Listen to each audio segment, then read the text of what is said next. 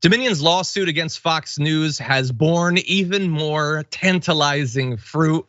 Take a look at what Rupert Murdoch did, according to new filings. During Trump's campaigns, this is back during the 2020 election, Rupert Murdoch, the network chief of Fox News at that point, provided Trump's son-in-law and senior advisor, Jared Kushner, with Fox confidential information about Biden's ads, along with debate strategy, providing Kushner a preview of Biden's ads before they were public, according to Dominion's lawyers. And look, I understand if in the flood of revelations coming from this Dominion lawsuit, that doesn't seem that significant in comparison to openly admitting all of the lying and that they didn't believe any of this stuff. And we're gonna get to even more of that that's come out. I understand that that might be on its face spicier, but take a look at what they did.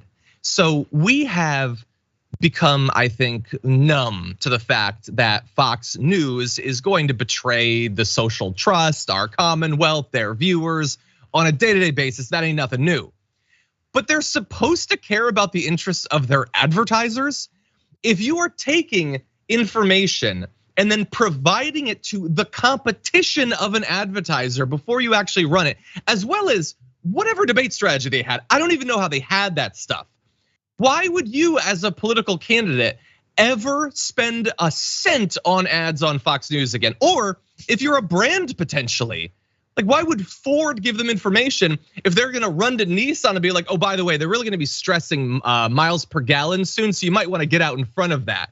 Why would you advertise on Fox when they're betraying even your trust? The only trust that should matter to them, trust born of transfers of money. Anyway, Sabrina, I thought this was wild. What do you think? Obviously, it is awful that they are sharing this confidential information like that. But also, I am a little curious, like how much was the Biden team like spending on Fox News ads? Like how much do you actually get from that? And I'm a little concerned that they didn't see this coming. Like they're constantly ripping on Fox News, how they're like the enemy. And yet here they're giving them money to run their ads. Like, I don't know, like obviously it's not their fault, but you really didn't see that coming? Well, so I think devil's advocate, I think the idea is there is a certain segment of the population where the only way you're gonna reach them is by advertising on Fox News, I guess. Or Truth Social or whatever. But I don't think reasonable people advertise on Truth Social, just weird things alleging the true cause of diabetes and weird stuff like that. But anyway, if you want mainstream access to them, I guess it's Fox News. I don't remember a ton of the Biden campaign ads. I don't know how likely they were to win over Republicans or maybe get them to, best case scenario, stay home, like convince them that Trump is out of his mind and maybe just sit this one out. I assume that's what the strategy was. But I agree. I guess you can't be too surprised. They're not a real news network. They're not serious actors. They're not ethical actors. So I guess you're right. We can't be too shocked, or at the very least, Biden shouldn't be too shocked by this. Yeah. Well, friend of the show, Angelo Carasone of Media Matters said, given what was exposed tonight, I don't know how any advertiser can continue to give anything to Murdoch or Fox News. Murdoch took confidential information obtained from an ad buy and shared it with opposing interested parties. Exactly. That may not be illegal, although I don't know, I'm not a lawyer. I guess it's entirely possible that it is, but it's certainly something for CEOs to think about going forward. That wasn't the only thing that came out about Murdoch specifically, though.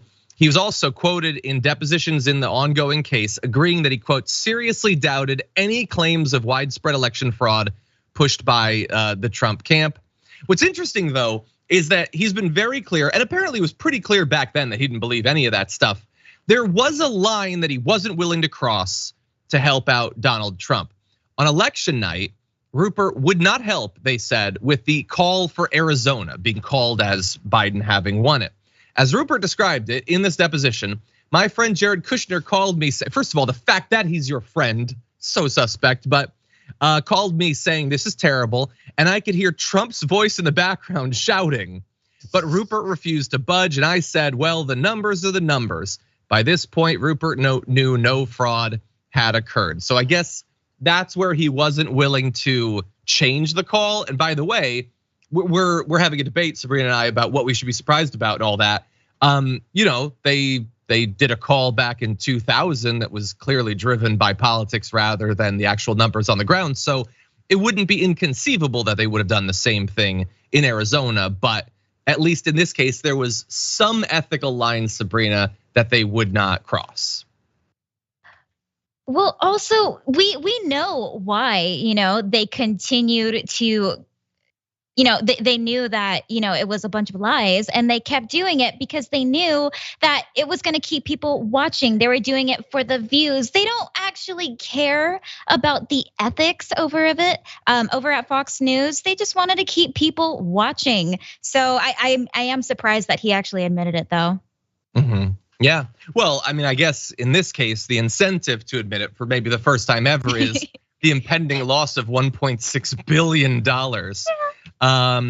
That'll influence a man, I think, and I don't begrudge him that. But anyway, all this has been coming out of the last day, and so I don't know about all of you out there in the audience, but you know what I was waiting for?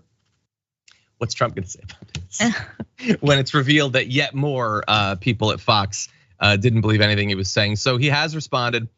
Trump bleated about the Rupert Murdoch revelation, saying, "Why is Rupert Murdoch throwing his anchors under the table?" Which also happens to be killing his case and infuriating his viewers. We'll return to that point in a second.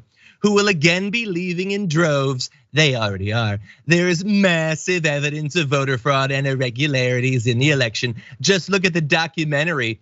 First of all, for a guy who is so ready to put words needlessly in quotation marks, he couldn't have put documentary in quotation marks there. The first random word that merited it, whatever. 2,000 mules, and you will see large-scale ballot stuffing caught on government cameras, or votes cast without legislature's approval, or just recently the FBI Twitter files scandal, rigged, or whatever, or another thing, or whatever will distract you for a second. So a lot of that is nonsense and doesn't really matter. The part, Sabrina, that I find interesting about it is twofold. The first is saying, why are you throwing your anchors under the bus? When I'll remind everyone watching this, the anchors were throwing Trump and his legal team under the bus. This is like crafting a alternate reality where all of the anchors weren't saying that you were a demon who was lying and there was nothing to what you were claiming. But also the savvy thing in this is that Trump is focusing on one of the main fears that we've seen throughout all of these revelations was that these people were terrified of losing their audience, and he's threatening them with that again. Apparently realizing, like they're admitting that he has power over their audience and that drives their bottom line. So I like that he's throwing his weight around in that area. Sabrina, what do you think about this? So when Trump was finally like bashing Fox News because they, started to quiet down their praise for him, do you know if Fox News actually saw like a sizable dip of viewership? Yeah, so really fast. I don't have the numbers handy, but I do remember some. This is like in the immediate wake of the election, a little bit in anticipation of it, because Trump was attacking Fox there too.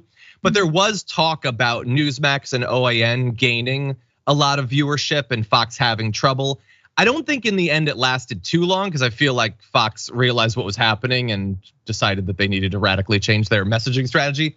But yeah, I do think that there was some pretty persuasive evidence initially. Wow.